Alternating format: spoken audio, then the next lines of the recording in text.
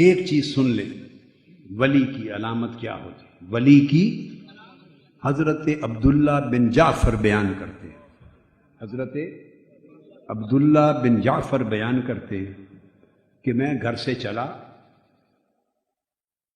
اور ایک صحرا میں آیا، صحرا میں نخلستان تھا، کھجوروں کا باغ تھا۔ جب اس میں داخل ہوا تو میں نے ایک جوان دیکھا بیٹھا ہوا، اور میں نے نگاہ ڈالی تو اس جوان کے چہرے پر ولایت اور معرفت کے آثار تھے۔ میں نے اس کے چہرے کو دیکھا، اس پر ولایت اور معرفت کے آثار تھے۔ میں بیٹھ گیا، پھر میں نے دیکھا اور یوں لگا کہ اس نے کئی دن سے کھانا نہیں کھایا، اس جوان نے۔ حضرت عبداللہ بن جعفر فرماتے ہیں میرے پاس 3 روٹیاں تھیں۔ کتنی؟ میں نے تینوں روٹیاں اس جوان کو دی کہ آپ کھا لیں۔ انہوں نے تینوں روٹیاں لے کے اس طرح اپنے پاس رکھ لی۔ حضرت عبداللہ بن جعفر کہتے ہیں تھوڑی دیر میں کتا آ گیا۔ اب میں آپ کو ابھی تک ولی کا معنی سمجھ گئے نا، اب ولی کا وتیرہ سمجھا رہا ہوں۔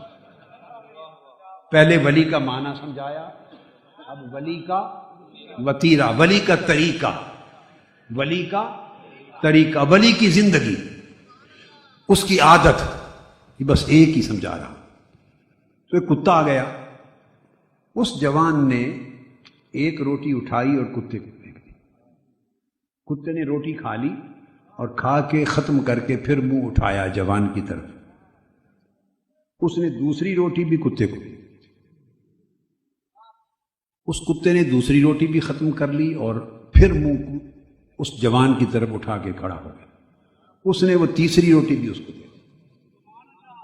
کتے نے تیسری روٹی کھائی اور سیر ہو گیا اور بھاگ گیا واپس، پھر منہ اٹھا کے کھڑا نہیں ہوا، بھاگ گیا۔ حضرت عبداللہ بن جعفر کہتے ہیں کہ میں اس جوان کے قریب گیا، میں نے کہا جوان، آپ ان 3 روٹیوں میں سے ایک کتے کو دے دیتے، 2 اپنے لیے رکھ لیتے۔ بہت ہی زیادہ کچھ کرنا تھا تو اس کو 2 دے دیتے اور ایک اپنے لیے رکھ دیتے روٹی۔ آپ نے تینوں روٹیاں اس کو دے دی۔ کیا؟ تینوں روٹیاں اس کو دے دی۔ اب آپ خود کیا کریں گے؟ جوان تو خود کیا کرے گا؟ تو خود کیا کرے گا؟ اس جوان نے کہا کہ اللہ کی اس توفیق کی لذت پہ شکر ادا کروں گا۔ یہ جو اس نے توفیق دی، اب دن بھر اس کی لذت میں رہوں گا اور شکر ادا کروں گا۔ انہوں نے کہا کہ میں تو یہ پوچھ رہا ہوں کہ ساری روٹیاں اس کو کھلا دیں، کیوں کچھ اپنے لیے رکھتے؟ اس جوان نے کہا کہ ہماری زمین جہاں یہ نخلستان ہے، باغ ہے، گاؤں ہے، یہ زمین کتوں کی زمین نہیں ہے۔ دور دور تک ہمارے قصبے کے ارد گرد کتے نہیں ہوتے۔ اب اس کتے کا آنا، اس کا مطلب ہے ہمارے گاؤں کے دور دور تک کتا ہے ہی نہیں، یہ کتوں کی زمین نہیں۔ اس کا مطلب ہے بہت دور سے کہیں سے آیا ہے اور روٹی کی تلاش میں آیا ہے، کتا بھوکا تھا۔ مجھے شرم آئی کہ وہ بار بار سر اٹھاتا تھا اور مجھے اندازہ ہوتا تھا کہ اس کی بھوک ابھی میٹھی نہیں۔ مجھے شرم آئی کہ خود اپنے لیے روٹی رکھ لوں، کتے کو بھوکا واپس بھیج دوں، مجھے شرم آئی۔ تو ولی کتے کو بھوکا رکھنے پہ بھی شرما، ولی کتے کا بھی اتنا خیال کرتا ہے، انسان تو پھر بڑی بات ہے۔ کتے کے جذبات کا اتنا خیال کرتا ہے اور انسان کے جذبات۔ ولی کسی شخص کا دل نہیں توڑتا، ولی کسی کو گالی نہیں دیتا، ولی کسی کو حقیر نہیں جانتا، ولی کسی کو اوئے توئے نہیں کرتا، ولی کسی کے ساتھ سخت درست لہجے میں بات نہیں کرتا، ولی کنجوس نہیں ہوتا۔ جس کو کنجوس دیکھو، اللہ کی عزت کی قسم غلطی سے بھی ولی نہ سمجھو، ولی کنجوس نہیں ہوتا۔ اور اگلی بات سمجھاؤں، ولی لینے والا نہیں ہوتا، ولی دینے والا ہوتا ہے۔ ولی لینے والا نہیں ہوتا، ولی دینے والا ہوتا ہے۔ ولی کا ہاتھ ایسے نہیں ہوتا، کیا کرو کرو ایسے ہاتھ، ولی کا ہاتھ ایسے کبھی نہیں ہوتا، ولی کا ہاتھ ایسے ہوتا ہے، ولی دیتا ہے۔ ولی معاف کرنے والا ہوتا ہے. ولی کا شیوا اور وتیرہ یہ ہے. جب اللہ کی ولایت کا دوہرا رشتہ قائم ہو جاتا ہے تو عادات بدل جاتی ہیں. بشری انسانی گھٹیا عادات رہتی ہی نہیں ہیں. ہوتا بشری جسم ہے، عادات فرشتوں والی آ جاتی ہیں، ملکوتی عادات آ جاتی ہیں. حضرت شقیق بلخی رضی اللہ تعالی عنہ مدینہ طیبہ حاضر ہوئے اور زیارت کے لیے آئے سیدنا امام جعفر الصادق علیہ السلام. سیدنا امام جعفر الصادق علیہ السلام کی زیارت کے لیے حاضر ہوئے. جب آ کے بیٹھے تو سیدنا امام جعفر الصادق رضی اللہ تعالی عنہ آپ نے فرمایا شقیق تم بلخ سے آئے ہو، بلخ افغانستان کا ایک شہر ہے. پوچھا تمہارے ہاں فتوت ایک لفظ ہے، فتوت سمجھ لو ولی کی عادت. فتوت کیا ہے؟ ولی کی عادت، ولی کا طریقہ، صوفی کا، ولی کا، عارف کا طور طریقہ. یہ سادہ لفظوں میں سمجھ لو. فتوت کے معنی ہیں الگ، مگر میں آپ کو سادہ بات سمجھا رہا ہوں.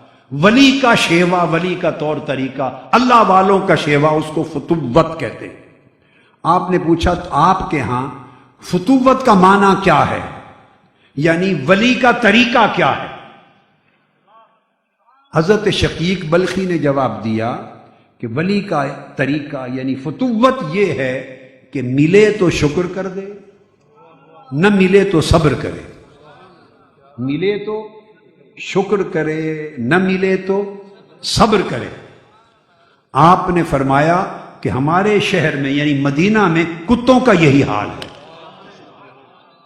ہمارے ہاں تو کتوں کا یہی حال ہے. کتوں کو ملے تو شکر کرتے ہیں، دم ہلاتے ہیں، نہ ملے تو صبر کرتے ہیں، بیٹھ جاتے ہیں. تو فرمایا حضرت آپ کے ہاں فتوت کیا ہے، آپ کے ہاں ولی کا طریقہ کیا ہے؟ فرمایا ہمارے ہاں فتوت یہ ہے کہ ملے تو بانٹ دے، نہ ملے تو شکر کرے.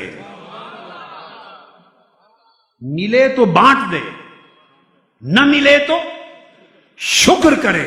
یہ تو حضرت امام جعفر الصادق کا جواب تھا. اب آخری حصے پہ آپ کے ذہن، چونکہ گفتگو ختم کر رہا ہوں، ایک تشویش اور سوال رہ جائے گا کہ ملے تو بانٹ دے، یہ تو سمجھ میں آ گیا، نہ ملنے پہ شکر کیسا کرے؟ ملا نہیں، نہ ملنے پہ شکر سمجھ میں نہیں آتا. تو میں نے کہا گفتگو ختم کرنے سے پہلے سوال کا جواب دیتا جاؤں.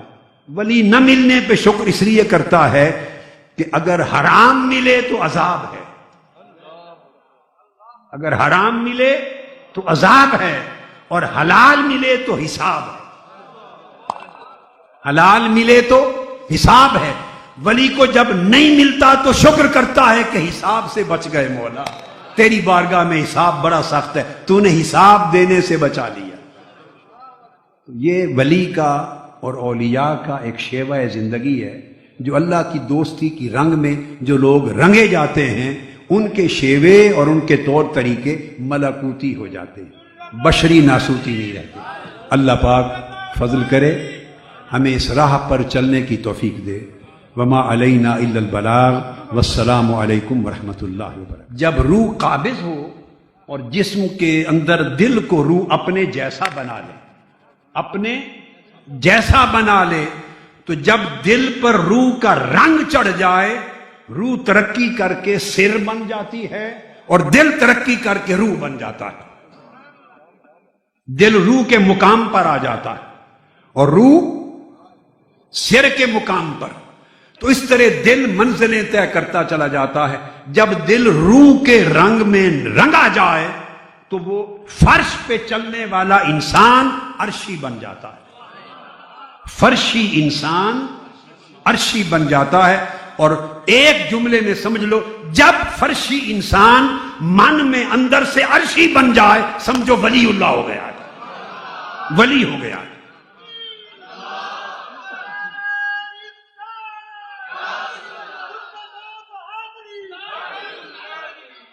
تن فرشی ہوتا ہے، تن فرشی ہوتا ہے اور من، بولیے، من عرشی ہو جاتا ہے. جب یہ کیفیت نصیب ہو جائے تو اس کیفیت کو اور اس حالت کو ولایت کہتے ہیں. اور ایسے انسان کو ولی کہتے ہیں، ایسے انسان کو ولی کہتے ہیں، اور وہ پھر دل کا سخی ہو جاتا ہے۔ بس اس کی صرف ایک چیز بیان کر کے تو اجازت چاہتا ہوں، باقی تو ہزارہ مضامین ہیں، آپ سنتے رہتے ہیں، آپ ویڈیو پہ اور آن لائن اور سوشل میڈیا، یوٹیوب پہ ساری دنیا ہی سنتی رہتی ہے، آپ بھی سنتے ہیں۔ ایک چیز بیان کرتے، وہاں پڑھتے بھی ہیں،